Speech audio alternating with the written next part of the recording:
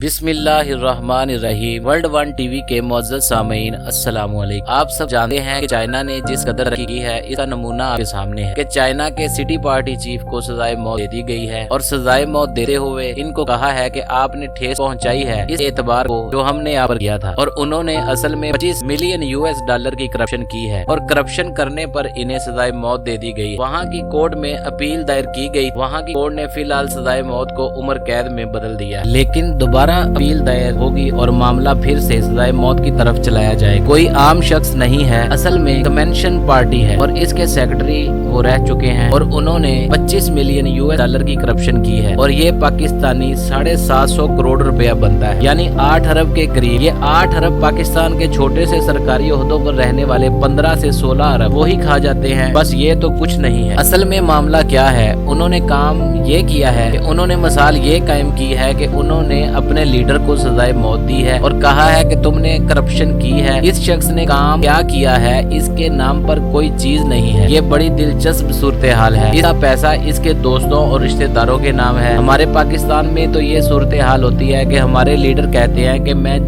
जवाबदार नहीं हूँ, मेरी प्रॉपर्टी मेरे बीवी बच्चों के नाम है। जब उन्होंने तहकीक की चाइना के लीडर से, रिश्तेदारों से, तुम्हारे पास पैसा कहाँ से आया है, तो उन्होंने बताया कि हमें तो इसने दिया है। उन्होंने इसकी 20 साल की करप्शन निकाली और इसे सजाए मौत दी। असल कहानी ये है कि चाइना बर्दाश्त नहीं करता। इनकी जो भी कंपनियां करप्शन करती हैं ये इनको सजाए मौत देते हैं। जब वो सजाए मौत देते हैं तो खोपड़ी में गोली मारते हैं और वो कहते हैं कि गोली के पैसे भी आपसे लेंगे। दिलचस्पी की बात ये है कि इनका जितना भी सरमाया था, चाहे वो चाइना में हो या चाइना से बाहर हो, किसी भी जगह पर हो, किसी रिश्तेदार के पास हो या कोई लेकर गया, सारे के सारे खजाने उन्होंने जब्त करके खजाने में जमा करवा दिए, यानी वो अब इनकी मलकियत नहीं रहे। आप अंदाजा करें कि इस बंदे ने चाइना को तरक्की करवाने में कोई कसर नहीं छोड़ी। अगर इस बंदे ने 800 करोड़ की करप्शन की भी है तो इसने 1000 गुना ज्यादा कमा के दिया है। इस बंदे ने चाइना की तरक्की में किरदार अदा किया है, लेकिन इसने खुद करप्शन की है, लिहाजा उन्होंने फैसला किया है कि हमने इसको छोड़ना नहीं है। असल में जो माऊ था इसने कहा था कि करप्शन को टॉलरेट नहीं करना। उन्होंने ठंडा पानी पीने पर पाबंदी लगाई थी। इसने कहा था कि मैं ये नहीं कहता कि आप लोग खौलता हुआ पानी पिए,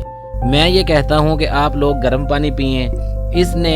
इससे आप लोगों में चुस्ती आएगी, आप लोगों में ताकत आए। इसने आकर ये सारे का सारा निज़ाम बदल दिया।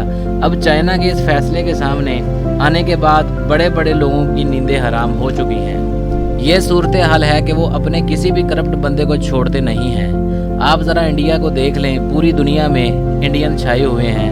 1.5 अरब इंडिया की आबादी है, लेकिन चाइना के लोग बाहर नहीं जाते, सारे तो चाइना में ही रहते हैं। इनके पास टाइम ही नहीं है कि वो बाहर जाएं। इनके प्राइम मिनिस्टर ने आकर ये कहा था कि अगर तुम अपने इस कल्चर की इज्जत नहीं करोगे तो कोई दुनिया में तुम लोगों को पूछेगा नहीं। हमारी तहजीब बाकी दुनिया से अलग है। मिसाल के तौर पर पाकिस्तानी और इंडियन यूरोप चले जाते हैं तो शादियां कर लेते हैं, मिक्स हो जाते हैं। और भी बहुत सारे लोग हैं, अरब है, अफ्रीकन है, लेकिन चाइना का मामला बड़ा अलग है। हमें दुनिया में किसी ने मुंह नहीं लगाना। हमारा कल्चर मुख्तलिफ है, हम खाते अलग हैं, हमारी चीज़ें मुख्तलिफ हैं। आप एक काम करें कि हम तरक्की यहाँ पर करें। 1980 में पाकिस्तान चाइना से आगे था, अब चाइना दुनिया में कहाँ से कहाँ पहुँच गया है। अब आप इसको पकड़ नहीं सकते। अब आप अंदाज़ा करें कि चाइना के इस शख्स ने जिन से रिश्वत ली है इनके खिलाफ भी कार्रवाई शुरू हो चुकी है।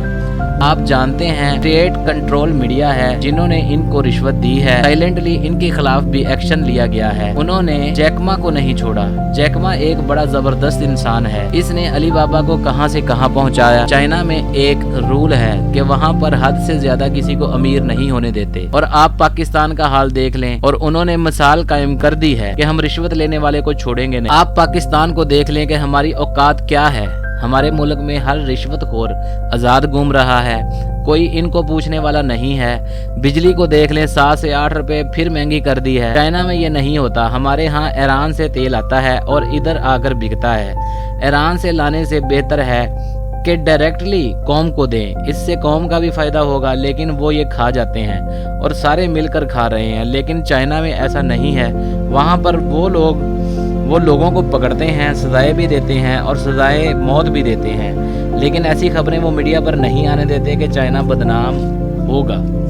लेकिन इनकी मीडिया पर खबर आती है वो लोग लीडर को सजा देते हैं ताकि निचली सतह के लोगों को भी खौफ पैदा हो और वो ये काम करने का सोचें भी ना। जब आप इस लेवल पर जाकर सजाएं देंगे तो कोई भी गलत काम करने का नहीं सोचेगा। उन्होंने अपनी मिसाल कायम कर दी है कि हमने दुनिया में राज करना है, इसलिए अगर कोई भी करप्ट बंदा आएगा तो हम इसे ऐसे ही सजा देंगे।